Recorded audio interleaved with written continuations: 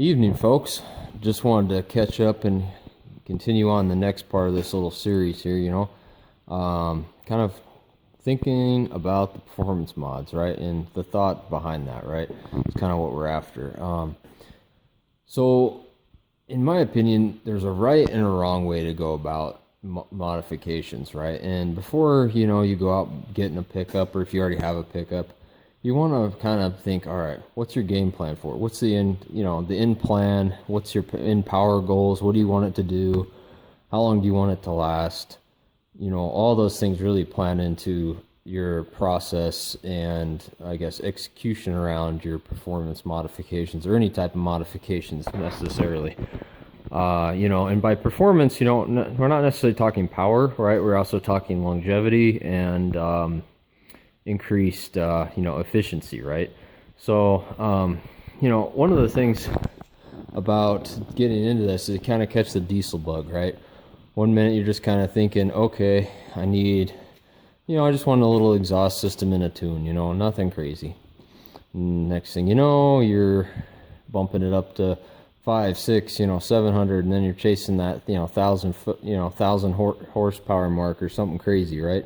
Obviously, doing that with a 7.3 is going to be extremely costly, right? I mean, even hitting 600 horse with a 7.3 is extremely costly versus, say one of these pickups, 600 horse can be had for a fraction of what you could do with a 7.3, right? Especially for, efficiency, longevity, drivability, all of that, right? Anyways, so with that said, that's why I say there's a right and a wrong way to go about it. So have a plan. If you want it to be just a daily driver, a little bit better fuel economy, a little more pep, versus something that's going to be just hooked to a trailer all day long, right? So, and when people just start throwing weird, crazy tunes on these, like, back when the 6.4s came out, it was just like a tune and exhaust could basically get you, 550 horse, easy, right? And it wouldn't last long, but that was kind of the gateway to a lot of this back in really I guess you might say those common rail trucks, and then you were led into 2010, 12, when you started to see things just kind of just go crazy, right, in the diesel market in terms of power output. And along with that came a lot of people with dirty freaking tunes, that were, blowing smoke and just smoky, dirty tunes that no one really likes. And that kind of ruined it for the diesel community, right? And it gave a really bad name and really has ruined it since then for everybody, right? Led to a lot of things with DEF and DPFs and SCRs, and now it's just a whole bunch of bullshit, right? And that's a whole nother discussion about death. I won't get into that but at this video, but that's one I might do some numbers on that. So why would you want to, think even about any type of modifications to your pickup, right? Really longevity, right? These pickups are not cheap. So, you spend whatever on the new ones, right? You spend 80 grand, 60 grand, 40 grand. You buy a used one, you spend 30, 20 grand, even 15 grand, whatever. That's still a lot of money for a lot of people, and you want them to last. And, the modifications that, say, I've got on this pickup, honest to God, it pulls better than that one right now. It does. It pulls harder. It's got more power output.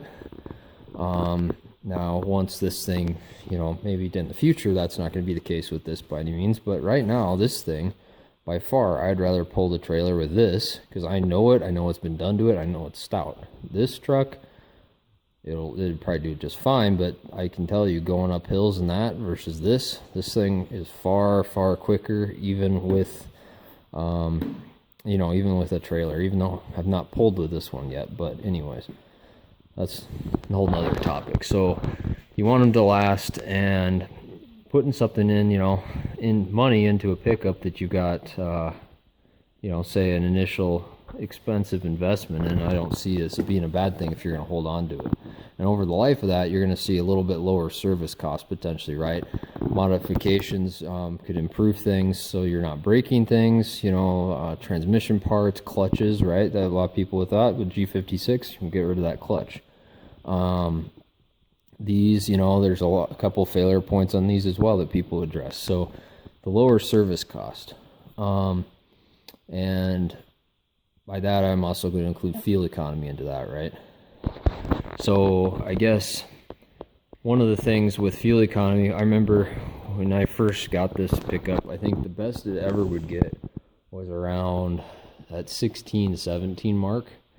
And then after I just did the exhaust on it and an air intake, it was getting consistently 18 and a half, 19 around town. The best I ever seen on it was going to Albuquerque from Denver. Slow speeds, about 21, about mid 21s miles per gallon, right? And so just those types of things, right, are extremely nice to do. And so my thought process, kind of tying this all together, my thought process with the 7.3 when I got it, right, I was new to things, didn't really know necessarily a lot, but my thought was, all right, I want to kind of get this thing running as clean and efficiently as possible, running with mechanical parts first, right? I didn't even think about electronics until, I was, 8-9 years into ownership of the thing before I even did any type of tuning. The exhaust and the air intake, that was really what I had on it for the longest amount of time. Then as I started getting into it, and then just one weekend I went hog wild and put about everything that I have on it now in there. And then a couple months later, I finally got the tune, because I just knew it was not running how it should with the amount of modifications on it, right? So, and with that, I thought that was a really good approach. And I think just doing mechanical modifications without tuning for somebody who's not after crazy output is perfect. I really don't think the tuning is necessarily needed. Now, the shift points in some of the tuning, that's really nice, the transmission type tuning. Now, a lot of things that I did was, transmission. I think I'm on I'm on my second, I'd say my third build on this transmission, and adjusting things to what I've got going on under the hood and so on and so forth. And one of the biggest things that made a difference, there was some trans tuning, but was a custom torque converter. The lockup in this thing is killer good. And just with the torque converter swap, it was night and day. Low end, off the line, all that was amazing. So that's why I say I think there's a lot to be said for focusing on some mechanical aspects before you even go into electronic tuning. So now with that said, I think that's also some of the more expensive ways to get into it, right? With electronic tuning, once again, you can just throw on a tune and move on down the road without doing an exhaust or even an air intake or anything, right? And then I think you have to start paying attention to maybe some temperature issues, especially if you're towing.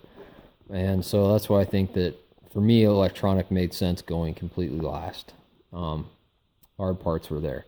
Now, as far as tuning on this, right, I don't have anything crazy.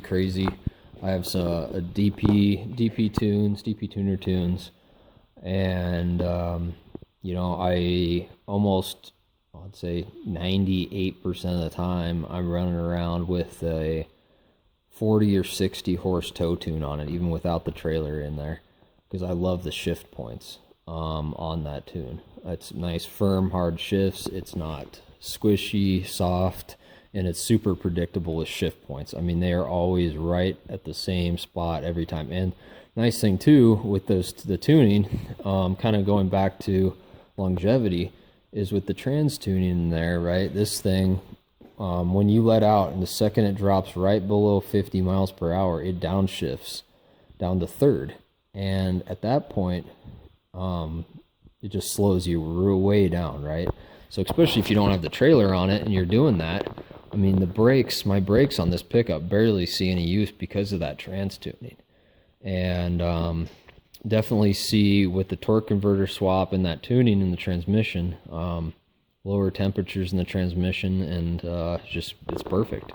So yeah, all that to say, have a plan, do a lot of research, and if anybody has any questions about my process and list specific items of which I went in, the order of which I went and things, just reach out below and comment below, and I'll get back with you. And if you disagree or agree, drop a comment below. And everybody, I guess, have a good rest of the week. Catch with you later.